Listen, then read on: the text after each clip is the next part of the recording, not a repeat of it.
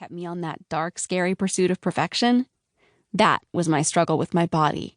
And I'm willing to bet, apparently I am a gambling girl, most of you lovely ladies have struggled with this at some point in your life. Maybe even right now. Even if you haven't, you know the pressure to be perfect in some area of your life. When we're talking about our body image, it's so easy to see why we feel suffocated by the pressure to look a certain way.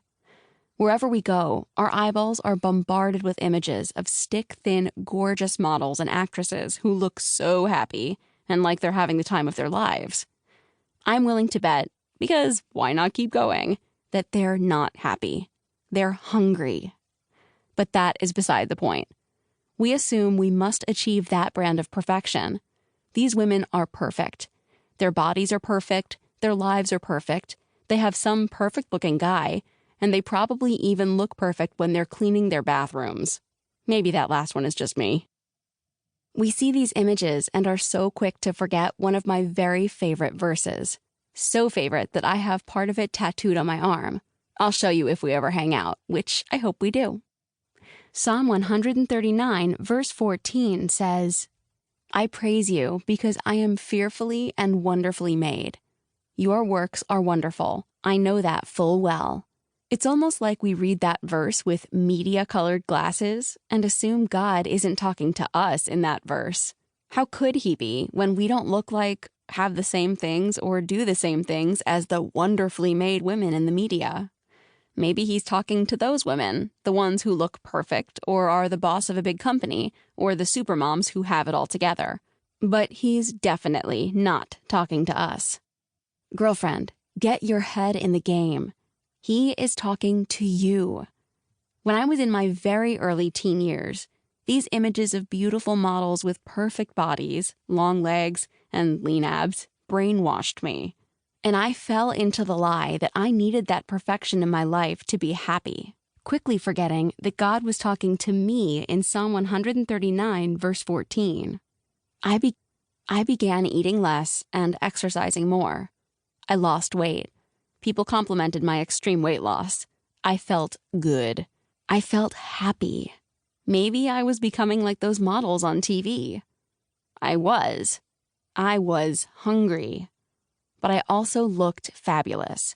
So I just kept going, because the biggest lie of chasing perfection is that eventually you will get to a place where you have achieved it, and there will be sunshine and rainbows and unicorns, and you will feel whole and satisfied.